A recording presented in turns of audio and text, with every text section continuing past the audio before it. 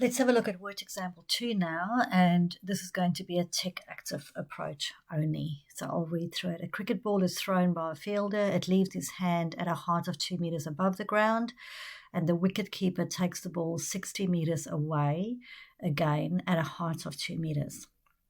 It is known that after the ball has gone 25 meters, it is 50 meters above the ground. The path of the cricket ball is a parabola with the equation y is equal to ax squared plus bx plus c. A, find the values of A, B, and C. Find the maximum height of the ball above the ground. Find the height of the ball when it is 5 meters horizontally before it hits the wicket keeper's gloves. All right, so let's go back to A. Find the values of A, B, and C. So you can see here that there are 3 unknown values. So you'll remember simultaneous equations that we looked at. There were always 2 unknown values, and then we'll build 2 equations, and we'll either use the elimination or substitution method to do that. In this instance, we've got 3 unknowns, so we basically need 3 pieces of information, and then we're going to use the calculator to help us build it. So as you've seen previously, what we need is we need 3 points. That's what we need. And then we're going to use the stats mode on our graphics calculator to build the quadratic model. All right, so let's look at the information. So obviously this is 1 point straight up, so that's easy to see. Then we've got another point over here, and you can see it's the y-intercept. So writing that down as a point will be 0, 2. And then think about this point carefully. It's 60 along the x-axis, so that's 60. And then the height of this point is in line with that y-intercept of 2. So it's 60 and 2. And there you have your 3 points. So I'm just going to write it down here. I've got 25, 15, 0, 2, and 62. Those are my 3 points. Okay, so now I'm going to open the graphics calculator, and you're going to go to stats mode, and you are going to enter the points, right, the way that you've learned how to do that on previous pages. So in list 1 will be all your x values. So you can see I've got the point, or I'll go x values, y values go into list 2. So there's my first point, 0, 2. Then I've got another point, 25, 15, and I've got another point, 60 and 20. All right, and then remember you go calculate. Then you're going to go regression. You're told it was a quadratic, so you're looking for that x squared polynomial. And then you've got your quadratic equation over there. And you've got the values of A, B, and C. And then just take a moment to write that down. So A, B, and C. Now, if I do that, every time I write on my OneNote, the calculator disappears. So it's a bit tricky for me to do.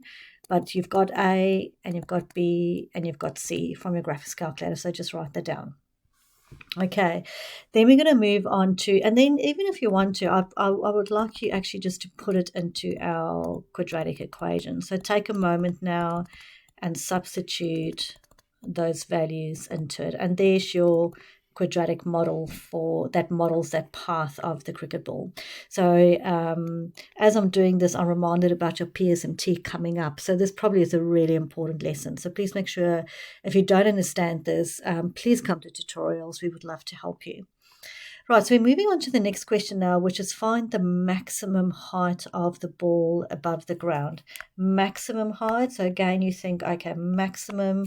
What is this? This is a quadratic. So where am I? I'm looking at my maximum turning point over there. So remember, you are in a tick active paper, so it's really super easy. So you're going to go to your calculator. Now, this is a beautiful little function over here, because what you want to do is you want to sketch the quadratic, and then you just want to use G-solve to find that maximum turning point. So what you go is you go copy. Just click on copy. And then you need to go back to menu, and then go back to graph, and then execute that, and you'll see that that quadratic equation sits there in graph mode. And this will enable you now to sketch it. So you just go draw, and there's your quadratic. And remember, using the plus and minus signs here, you can zoom in and zoom out.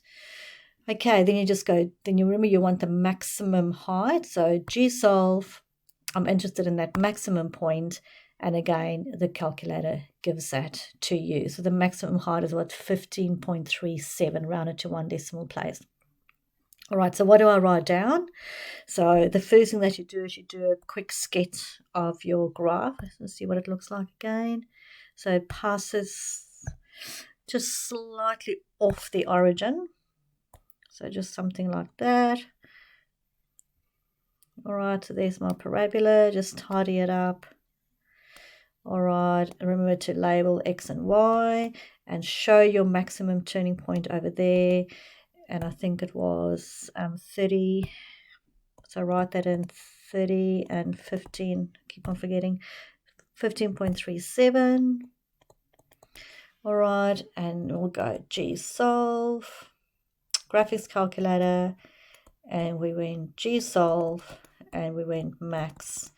And that gave us, therefore, a maximum height of 15.37. And I think, yep, it was all meters. And I'm just going to indicate that I'm rounding to 2 decimal places. Okay, so you see it's pretty easy when you do have your calculator. You just need to know how to use it. So be very confident in using the functions on your graphics calculator. Okay, so now we're going to do C, our last one. It says find the height of the ball when it is 5 meters horizontally before it hits the wicketkeeper's glove. So where's the wicketkeeper? The wicketkeeper is over here. This is where the wicketkeeper is.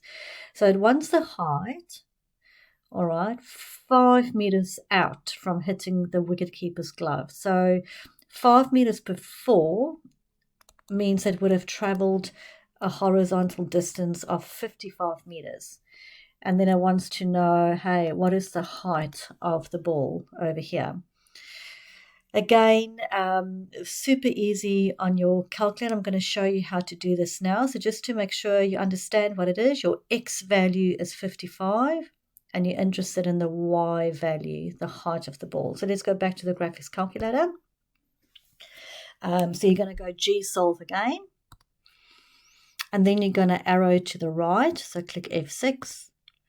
And you want to calculate the Y value. So Y calc, you're interested in that height. So you're going to click on Y calc. And when you do that, you can see the X value just pops up straight away. So I'll do that again.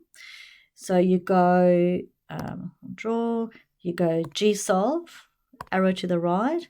I want to calculate a Y value when my X value is, remember we thought about this, my X value is 55. So you put that in and then you execute and it will give you that Y value over there.